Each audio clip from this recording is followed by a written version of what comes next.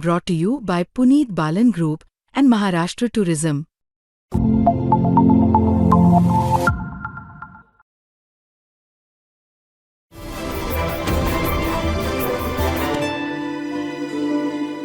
ते दोन आहे भाऊ काय ठरवायचे ठरवतील, परंतु मराठी माणसाला वाटतंय तसं आणि त्यांना का वाटू नये. त्यांचं नावच राज ठाकरे असल्यामुळे ते केवळ नावासारखे राजा नाही तर मनाने पण राजा माणूस. एकनाथ शिंदे माणूस वाईट नाही. त्याला संजय राऊत साहेब काय बोलले होते की राज ठाकरे साहेबांनी कॅपे खोललाय म्हणून. आठवते तुम्हाला बोलले होते ते राज ठाकरे संजय राऊत जरी आले असते तर त्याचंही स्वागत केलं असतं. ती काय अडचण नव्हती की देवेंद्र फडणवीस यांना भेटले आणि त्याच्यामुळे काय झालं काय.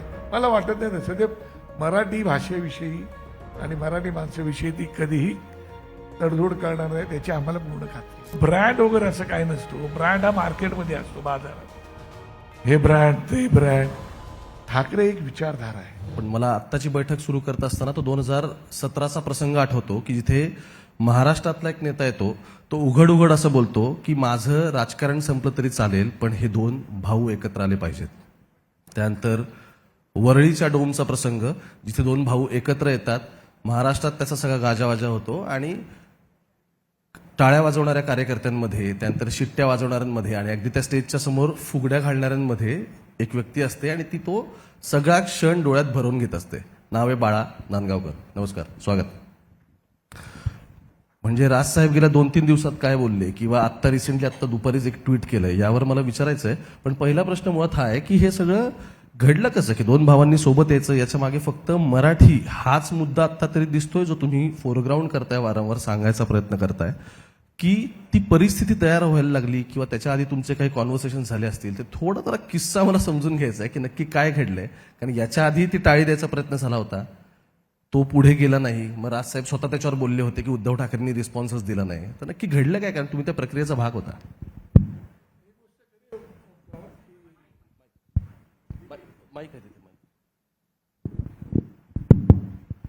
नमस्कार. ही गोष्ट खरी आहे की 2014ला सन्माननीय उद्धवजी यांनी भारतीय जनता पक्षाची आणि आमची म्हणजे शिवसेनेची त्या युती तुटल्यानंतर त्यांनी तो प्रयत्न केला होता. 2017ला मी स्वतः गेलो होतो मातोश्रीला आणि त्यावेळी तो प्रयत्न केला होता. दुर्दैवाने त्यावेळेला त्याला यश आलं नाही दोन्ही वेळेला आणि त्याच्यानंतर काही विषयच येत नव्हता. आम्ही आमचं पक्षाचं कामकाज करत होतो, ते त्यांच्या पक्षाचं काम करत होतो. पण मध्यंतरीच्या काळामध्ये ज्या ह्या घटना घडल्या त्यामुळे ते पण बेचैन झाले असतील, इतर सगळे बेचैन झाले असतील, ती गोष्ट वेगळी. पण एक गोष्ट नक्की खरी आहे की आता ज्या घडामोडी घडल्या ते खरं पाहता मराठीच्या विषयामुळेच आम्ही एकत्र आलो. त्यामुळे त्याच्या पूर्वीपासून काय चालू आमचं बोलणं होतं वगैरे वगैरे असं काही नाही. पण आमचे शेवटी कसं आहे की महाराष्ट्र सैनिक म्हणून मी किंवा पूर्वीचा शिवसैनिक म्हणून मी, आमची एकमेकांच्या भेटीगाठी होतच होत्या, बोलत होतोच. त्यावेळेला शिवसेनेमध्ये असताना आमच्या प्रचंड केसेस झाल्या. महाराष्ट्र सैनिक म्हणून केस झाली, महाराष्ट्र सैनिक आणि शिवसैनिक म्हणून पण आमच्या एकमेकांच्या विरुद्ध केस झाल्या. मला माहिती आहे अक्कलकोट स्वामी मंदिर आणि सेना भवन त्यावेळेला नारळफेक झाली होती. त्याच्यामुळे आम्ही सगळीच मंडळी कोर्टामध्ये एकत्र भेटायचोच. माझ्यावरती तर शिवसेनेच्या काळातल्या पण केसेस आहेत आणि महाराष्ट्र सैनिक म्हणून सुद्धा केसेस आहेत.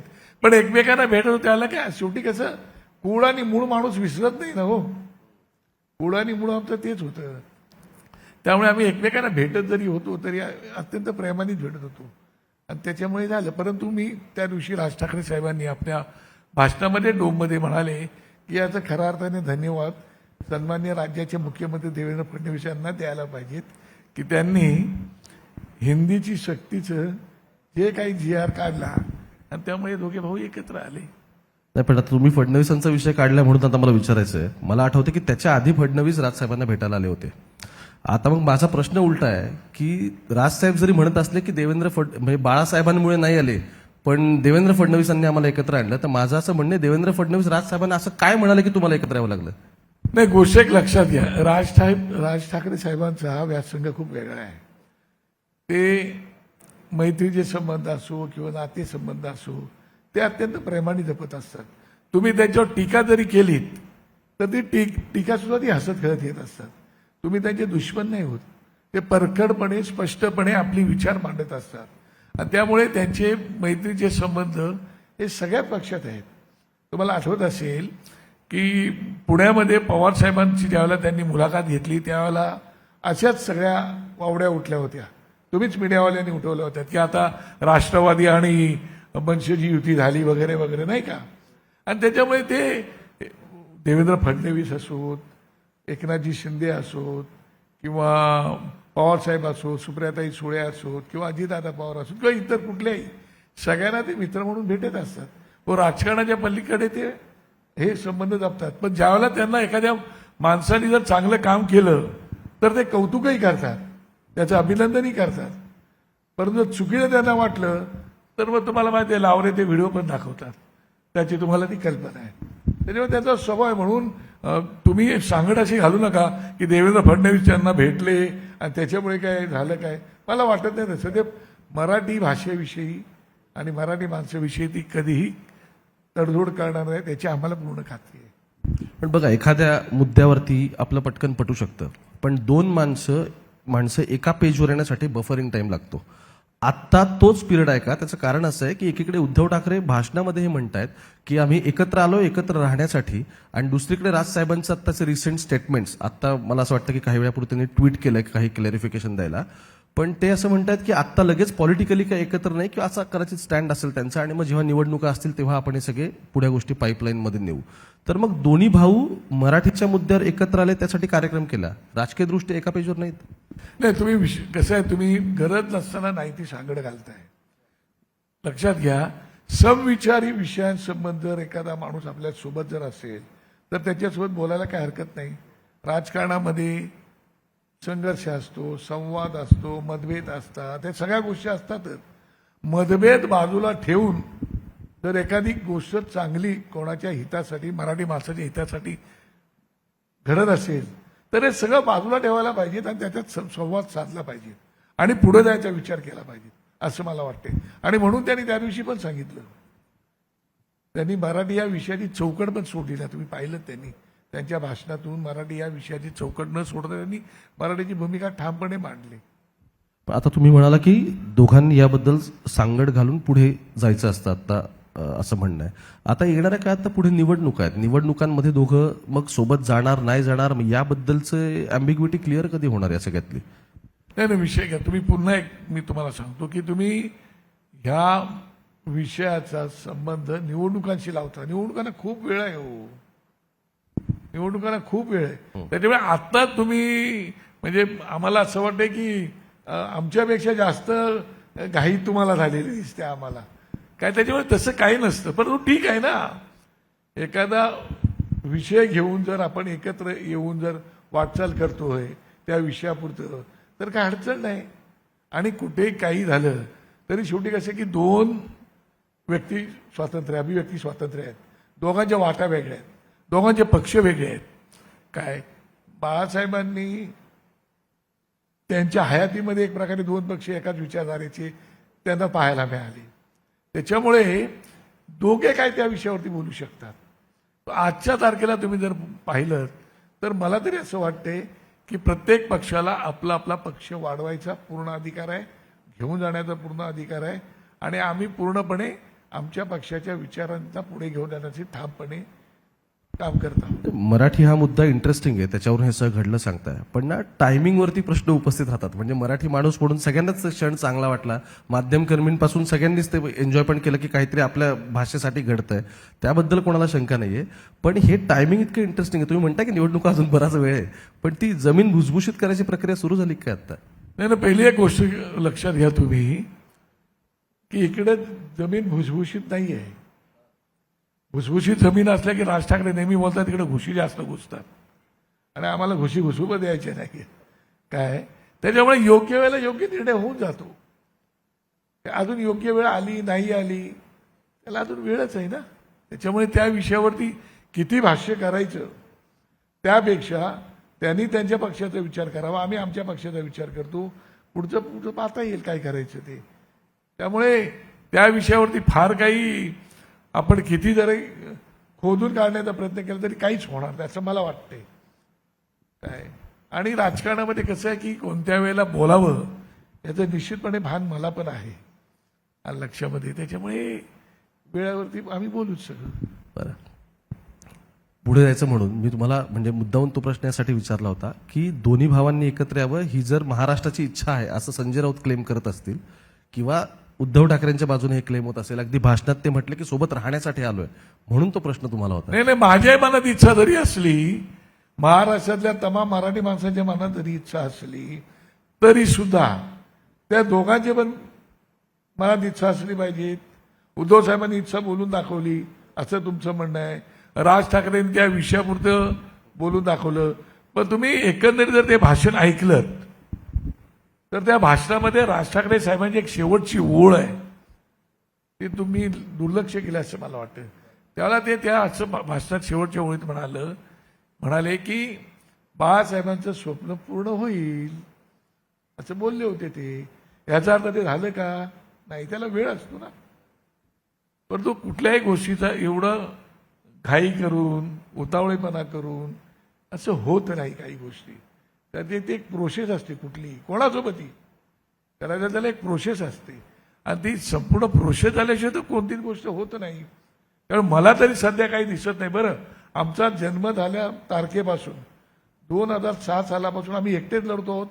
मध्यंतरीच्या काळामध्ये आम्ही सन्माननीय नरेंद्र मोदी साहेबांना पाठिंबा दिला होता. बाकी तो गेले कित्येक निवडणुका आम्ही एकट्याच लढलेले आहोत आणि त्यामुळे आम्ही आमची जी भूमिका आहे त्यासाठी आम्ही आमचं काम चालू ठेवलेलं आहे. त्यामुळे त्याच्यामध्ये भूमिका काही आम्ही बदललेली नाही असं मला वाटतंय. ठाकरे ब्रँडबद्दल खूप बोललं आता या सगळ्याबद्दल आणि अर्थात मला असं वाटतं की तो ठाकरे ब्रँड कुठल्या एका स्पेसिफिक व्यक्तीबद्दल नाही तर दोन भावांबद्दल, कारण या ना त्या कारणाने दोघं जण बाळासाहेबांचाच वारसा सांगत असतात प्रत्येक वेळी. तर मुद्दा असा आहे की मग आता ठाकरे ब्रँड जो आहे ॲज अ ब्रँड म्हणून एस्टॅब्लिश होत असेल तर आज आत्ता परिस्थिती अशी राजकारणात की भाजपसारखा अत्यंत मोठा पक्ष आहे जो पक्ष प्रचंड कॅल्क्युलेटिव्हली खेळतोय राजकारणामध्ये किंवा त्यांचे इक्वेशन्स आहेत, त्यांची प्रचंड यंत्रणा कामी लागली. या सगळ्यांपुढे ठाकरे ब्रँड म्हणून नक्की कशा पद्धतीने पुढे जाणार हा सगळ्यात महत्वाचा आत्ता इशू. पहिली गोष्ट मी तुला सांगतो, ब्रँड वगैरे असं काय नसतो. ब्रँड हा मार्केटमध्ये असतो, बाजारात. हे ब्रँड ते ब्रँड. ठाकरे एक विचारधारा आहे, ठाकरे एक शैली आहे आणि ती विचारधारा घेऊन ते आलेली आहे. ती विचारधारा महाराष्ट्रातल्या लोकांना आवडते आणि ती विचारधारा घेऊन जाण्याचं काम ते करतायत. आणि मला असं वाटतं की ती विचारधारा घेऊन पुढे जातील आणि मराठी माणूस त्या विचारधारेवरती प्रेम करतो. त्यांना त्यांची भाषाशैली आवडते. मग त्याला तुम्ही ठाकरी बाणा म्हणा, ठाकरी भाषा म्हणा, जे काय बोलायचं ते तुम्ही बोला. परंतु मला असं वाटतं की या विषयामध्ये काय मराठी माणूस ज्या पद्धतीने एकत्रितपणे बोलतोय तर तिथे दोघा भावंडांनीच विचार करण्याची आवश्यकता आहे. ते दोघं ठरवतात काय करायचं नाही करायचं ते त्याप्रमाणे ते विचार करतील असं मला वाटतंय. पण आत्ता हे म्हणजे तिकडे बघतोय आपण की बिहार इलेक्शन्स पाईपलाईनमध्ये आहेत. महाराष्ट्रामध्ये तुम्ही म्हणताय निवडणुकांना उशीर आहेत पण निवडणुकांबद्दल चर्चा तर सुरू झाली अगदी नक्कीच. अशा वेळी हे वोट्स कन्सोल्टेशन किंवा त्याच वेळी मराठी विरुद्ध गुजरातीचा वेगळा मुद्दा काहीतरी निघणं, त्यावेळी मराठी हिंदी भाषेंवरून गोष्टी फोरग्राऊंड होऊन कुणीतरी येऊन त्याच्यावरती फ्रंट फूटवर येऊन खेळणं, या सगळ्या एका षड्यंत्राचा भाग तुम्हाला जो वाटतोय राजकीय नेता म्हणून, अदरवाईज मराठी म्हणून आपण सगळे भावनिक आहोत. पहिली गोष्ट एक लक्षात घ्या की आम्ही कुठल्याही भाषेच्या विरोधात नाही आहोत. मराठी आमची भाषा आहे आणि आमच्या मातृभाषेवरती आम्ही प्रेम करायलाच पाहिजेत. किंबहुना माझं म्हणणं एवढं असं आहे की जर या महाराष्ट्रामध्ये आपण आपल्या रोजगारासाठी, उद्योगधंद्यासाठी, कशासाठी येत असाल तर आपल्याला मराठी शिकायला पाहिजे. ती अनिवार्यत असली पाहिजे. त्याचा फायदा नाही तुम्हालाच होतो, नाही होत अशातला भाग नाही. याचा अर्थ आम्ही हिंदीच्या विरोधात आहोत का? नाही, आम्ही हिंदी बोलतो. आमचं म्हणणं एवढंच होतं की तुम्ही पहिलीपासून 5वीपर्यंत सक्तीची करू नका. एवढं छोटंसंच म्हणणं होतं जे पूर्वी नव्हतं सक्तीची. लक्षात तुम्ही आता इंग्रजी आता आमची मुलं इंग्रजी माध्यमच्या शाळेत जातात. अरे आमची मुलं मराठी आमच्या घरात बोलतात, त्यांच्यावर संस्कार आमचे मराठीचेच आहेत. आलं का लक्षामध्ये? आणि त्याच्यामुळे हिंदी भाषेच्या विरोधात आम्ही नाही. गुजरात आणि काय कसे काही हिंदी भाषिकी खूप लोक आहेत, मराठी गुजराती मारवाडी भाषिकी खूप लोक आहेत ज्यांनी महाराष्ट्रासाठी काहीतरी केलेलं आहे ना. पिढ्यानपिढ्या ते इथे लोक राहत आहेत, ते आमचे नाहीत का? त्यांना ज्यावेळेला आम्ही आमचे समजतो त्यावेळेला त्यांनी आम्हाला आमचे समजायला नाही पाहिजेत का? बरं तुम्हाला हिंदी येत नाही ना, तुम्ही बोला आम्हाला हिंदी येत नाही, आम्ही शिकण्याचा प्रयत्न तर करतोय, आम्ही कुठे काय बोलतोय. आणि मग तुम्ही कसं होतं, तुम्ही एक लक्षात घ्या, आरेला कार्य होतं, सगळ्यांच्या बाबतीत होतं का? कोणतरी एखादा करतो आणि त्याचा सगळ्यांना त्रास होतो. मग माझं असं म्हणे, कुठलीही गोष्ट, आता मी तमिळनाडला गेलो आणि एखाद्याने मला बोललं मला तमिळ भाषा येते, मी ट्राय करेन बाबा, शिकण्याचा प्रयत्न, बोलायला अडचण काय, पण मी बोलणारच नाही. हे जर मी गुरमीत बोललो तर ते मला काय करतील? साधा विचार आहे. आम्ही कुठल्याही भाषेच्या विरोधात नाही आहोत, पण आमच्या भाषेचा सन्मान आम्ही सगळ्यांनी म्हणून केलाच पाहिजे. बरं. ही मागणी काय चुकीची नाहीच आहे ना. मीरा भाईंदरला जे प्रकरण घडलं त्यात तो मुलगा माणूस जो बोलला असता की मला हिंदी अजून बोलता येत नाही, मी प्रयत्न करेन, विषय संपला असता. ते घडलं नाही म्हणून तिथं ती प्रतिक्रिया होती. हा, ते घडलंच नाही म्हणून तर प्रतिक्रिया द्यावी. कसं आहे, आम्ही कोणाला काय लिहून देत नाही, तुम्ही हे करा ते करा. कार्यकर्ता आहे, कार्यकर्त्याला काय करू शकता तुम्ही?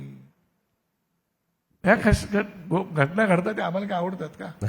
एक वेगळा प्रश्न म्हणजे मधल्या काळात तुम्ही म्हणाला होता की उद्धव ठाकरेंचे दरवाजे काय तुमच्यासाठी कधी बंद झालेले नव्हते, तुमचे वैयक्तिक संबंध कायम तिथे चांगले होते. तुम्ही जेव्हा बाहेर पडला महाराष्ट्र नवनिर्माण सेनेसोबत, त्यावेळी तुम्ही बाळासाहेबांना सांगून बाहेर पडला होता या सगळ्यामध्ये. आता मुद्दा असा या सगळ्याबद्दल की तुमचे तर रिलेशन सगळीकडे चांगले होते, पण आज ग्राउंड रूटला ज्या कार्यकर्त्यांनी इतके वर्ष एकमेकांना अंगावर घेतलं, अगदी तुमच्या शिवडीसारख्या मतदारसंघात चौधरींचं असेल किंवा माहीममध्ये तर अमित ठाकरेंचं ती सीट गेलंच, म्हणजे असं झालं की त्यांना हार पत्करावी लागली. अशा ठिकाणी कार्यकर्त्यांचं मनोमिलन होणार कसं आता? नाही, पहिली गोष्ट एक लक्षात घ्या, हे सगळी कार्यकर्ती मंडळी एकाच मुशीत तयार झालेली आहेत. मगाशी मी एक शब्द वापरला, कूळ आणि मूळ. ऋषीचं कूळ आणि नदीचं मूळ माणसाने विसरू नये, आलं लक्षामध्ये. ते त्या विचारधारेत तयार झालेली मुलं आहेत. आता काय आहे की आम्ही नशिबवान आहोत की राज ठाकरे साहेबांकडे प्रचंड प्रमाणामध्ये युथ आहे. अजून तो पाहिजे तेवढा परिपक्व झालेला नसता युथ, तर तो त्यांच्यावर जीवावून टाकणारा युथ आहे ना, तो युथ आहे. त्याच्यामुळे शेवटी का कुठल्याही मतदारसंघामध्ये युती आघाडी ज्यावेळेला होते ना, त्यावेळेला त्याच्यावरती बसून मार्ग काढता येतो. मी माझ्या डोळ्यासमक्ष त्या काळात ती पाहिलेली आहे. प्रमोद महाजन साहेब आणि मुंडे साहेबांनी बाळासाहेबांसोबत मिटिंग केल्यानंतर त्यावेळेला राज ठाकरे सोबत होते, त्यावेळेला 117चा आकडा आणि 171चा आकडा मिळून 9, इकडे 171, इकडे 117, हे राज ठाकरे साहेबांनी दिलेलं प्रपोजल, तुमचं 9 आमचं 9, ते त्या काळामध्ये राज ठाकरे साहेब आणि प्रमोद महाजन मिळूनच ते केलं होतं. आणि नंतर मग सीटच्या बद्दल ते होत असतं. त्याच्यामुळे मला असं वाटत नाही कुठल्या अडचणी कोणाच्या बाबतीत येतील, पण अजून तसं काहीच नाही. परंतु निवडणुकीच्या दृष्टिकोनातून आम्हाला जी काय तयारी करायची आहे ते आम्ही करतो, ती करत राहणार आहोत. आता जस्ट एकनाथ शिंदे गेले याच्या आधी, त्यांना विचारलं की ते शिवतीर्थावरचं स्नेहभोजनाचं नक्की काय झालं, तुम्ही त्या सगळ्याचा भाग होता, ते तुमचं वर्जन काय नक्की त्याबद्दल? नाही, कसं आहे, एकनाथ शिंदे माणूस वाईट नाही. एकनाथ शिंदे साहेब हे राज्याचे मुख्यमंत्री राहिलेले आहेत, आमचे जवळचे मित्र आहेत. आता पण ते मगाशी म्हणाले की मी कॉमन माणूस आहे, ही गोष्ट खरी आहे की मी त्यांचा प्रवास पाहिलेला आहे. ठाण्याचा चार्ज माझ्याकडे होता त्याला मला तो प्रवासाचा पूर्णपणे माहिती आहे. त्याच्यामुळे आणि कार्यकर्ता म्हणून ते आधी कार्यकर्त्यासारखे आहेत, कार्यकर्त्यासारखे वागतात, त्याचा आम्हाला निश्चितपणे आनंद आहे. पण शेवटी कसं असतं की आता त्यांना त्यांचा पक्ष वाढून पुढे न्यायचा आहे, आम्हाला आमचा पक्ष वाढून न्यायचा आहे. बरं, राज ठाकरे साहेबांचे संबंध सगळीकडे उत्तम प्रकारचे असल्यामुळे समजा आता मी तुमच्या घरी जर आलो तर तुम्ही माझा पाहुणचार करणार की नाही करणार? तुम्हाला आठवतंय का जेव्हा लोक राजसाहेबांकडे भेटायला मित्रमंडळी कोण ना कोण येत होते, त्यावेळेला संजय राऊत साहेब काय बोलले होते की राज ठाकरे साहेबांनी कॅफे खोललाय म्हणून, आठवतंय तुम्हाला? बोलले होते ते. त्याच्या राज ठाकरे संजय राऊत जरी आले असते तर त्याचंही स्वागत केलं असतं, ती काय अडचण नव्हती. तर कोणी कोणाकडे जावं ह्याचा अर्थ तुम्ही युती आघाड्यामध्ये लावणार तर त्याला आम्ही काहीच करू शकत नाही. पण राज ठाकरे साहेब सगळ्यांचंच स्वागत करतात, त्यांचा स्वभाव आहे तो. तुमचे संपादक त्यांच्यावरती टीका करणारे संपादकांचे स्वागत करतात, तुमचे पत्रकार त्यांच्यावरती टीका करतात त्यांचे स्वागत करतात.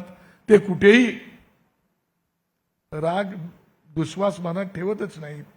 त्यांचा म्हणजे तुम्ही त्यांचं नावच राज ठाकरे असल्यामुळे ते केवळ नावासारखे राजा नाही तर मनाने पण राजा माणूस आहे. त्यांच्या स्वभावाबद्दल ऐकलेलं आहे बरंच आणि भेटल्यानंतर काय अनुभव येतात हा भाग वेगळा. शेवटाकडे चाललो आपण म्हणून एक मगाशी मी म्हणजे एक गोष्टी अपूर्ण राहिली यातली की आपण मराठी माणूस म्हटल्यानंतर आपल्या भावना किंवा आपले इमोशन्स या सगळ्या गोष्टी म्हणतो. माणूस प्रचंड हळवा आहे, पण याच्या पलीकडे जाऊन याला समांतर चालणारं एक राजकारण सतत चालू असतं काही ना काहीतरी. तर आत्ताच्या घडीला ज्यावेळी हे दिसतंय की मराठीवरून माणसं एकत्र येतात ही चांगलीच गोष्ट आहे, त्यात काही नाही, पण त्याला जो काही एक पॉलिटिकल गंध देण्याचा प्रयत्न होतोय नाही होतोय किंवा मग राज ठाकरे स्वतः सुरुवातीला या सगळ्याबद्दल बोलले, सगळ्यांना खूप एकदम उत्सुकता झाली होती आणि त्यानंतर परत राज ठाकरेंनी आत्ता असं सांगितलं की युतीच्या चर्चा अजून तरी काही या गोष्टी क्लिअर नाहीयेत असं त्यांची बॉडी लँग्वेज तरी सांगते. नाही, मग तसं ते कुठे बोललेलं पण नाही युतीचं काय अजून क्लिअर करणे असं काही कुठे बोललेलं नाही. त्यांनी एवढं त्यावेळेत ते म्हणाले, आता ट्विटही रिसेंटली केलं त्यांनी. त्यांचं ट्विट जरी आले पण त्या विषयावरती चर्चाच नाही. काय तर त्या विषयावरती कसं काय भाष्य करणार ते तरी तुम्ही सांगा. परंतु तुम्ही इकड तिकडचे वाक्य जोडून ते कनेक्ट करता, त्याला आम्ही काय करू शकतो तुम्ही सांगा ना. आम्ही काहीच करू शकत नाही त्याला. याचा अर्थ भविष्यामध्ये काय होत नाही होत असं काय नसतं ना. राजकारणामध्ये कोण कोणाचा कायमचा शत्रू नसतो आणि कोण कोणाचा शक्यता असते मित्र नसतो. सगळीकडे, शक्यता सगळीकडे राहते राजकारणात. शक्यता तर कुठे होऊ शकते ना. कोयलेशन तर सरकारच आली तिकडे तिकडे. तुम्ही विश्वास म्हणजे विचार तरी केला होतात का की काँग्रेस आणि शिवसेनेची युती होईल म्हणून? झाली ना. तर ह्या घटना घडत असतात.